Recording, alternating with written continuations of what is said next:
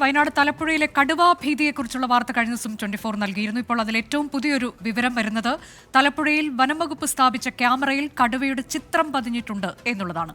പ്രദേശവാസി സന്തോഷിന്റെ പറമ്പിൽ ഇന്നലെയാണ് കടുവ എത്തിയത്.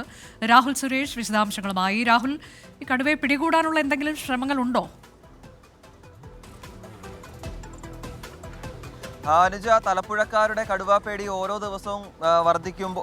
ദിവസവും കൂടുമ്പോൾ വർദ്ധിച്ചു വരികയാണ്. കഴിഞ്ഞ മാസം 29-ാം തീയതിയാണ് തലപ്പുഴ 43-ന് സമീപം സന്തോഷിന്റെ വീടിന് സമീപം കടുവ എത്തിയത്. ഇതിന്റെ അടിസ്ഥാനത്തിൽ വനംവകുപ്പിന്റെ പരിശോധനയും അതോടൊപ്പം തന്നെ ക്യാമറയും അവിടെ സ്ഥാപിച്ചിരുന്നു.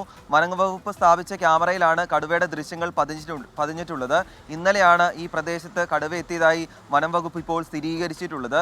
ഈ കടുവയെ പിടികൂടുന്നതിനുള്ള നടപടിക്രമങ്ങൾ ഇപ്പോൾ പുരോഗമിക്കുന്നു എന്നാണ് നമ്മൾ മനസ്സിലാക്കുന്നത്. ഈ പ്രദേശത്ത് കൂട് സ്ഥാപിക്കണമെന്നാണ് നാട്ടുകാരുടെ ഏറ്റവും പ്രധാനപ്പെട്ട ആവശ്യം. ഇതിനോടകം തന്നെ ഗോദാവരി ഊരിനടുത്താണ് കൂട് സ്ഥാപിച്ചിട്ടുള്ളത്. പക്ഷേ അവിടെ കൂട് സ്ഥാപിച്ചാലും ഈ പ്രദേശത്തെത്തിയ കടുവേനെ പിടികൂടാനാകില്ല എന്നൊരു ആശങ്ക ജനങ്ങളുടെ ഭാഗത്തുനിന്നും മുന്നോട്ട് വരുന്നുണ്ട്. അതുകൊണ്ട് ഈ സന്തോഷിന്റെ വീടിന് സമീപം തന്നെ കൂട് സ്ഥാപിക്കണമെന്നാണ് ഇപ്പോൾ നാട്ടുകാരുടെ പ്രധാനപ്പെട്ട ആവശ്യം. അതേസമയം ഒന്നിലധികം കടുവകൾ ഈ പ്രദേശത്തുണ്ട് എന്നും നാട്ടുകാർ പറയുന്നുണ്ട്. ഇതിനോടകം തന്നെ തലപ്പുഴ എഞ്ചിനീയറിംഗ് കോളേജിന് കടുവാപ്പേടി മൂലം അവധി നൽകിയിരിക്കുകയാണ്. ഈ കോളേജിൽ ഉൾപ്പെടെ ഇപ്പോൾ ഓൺലൈൻ ക്ലാസ് ആണ് ഇപ്പോൾ പുരോഗമിച്ചുകൊണ്ടിരിക്കുന്നത്. അതിനിടയിലാണ് ഇന്നലെ കടുവ ആ പ്രദേശത്ത് എത്തി എന്ന സ്ഥിരീകരണം വനവകുപ്പിന്റെ ഭാഗത്തുനിന്നും ഉണ്ടാകുന്നത്.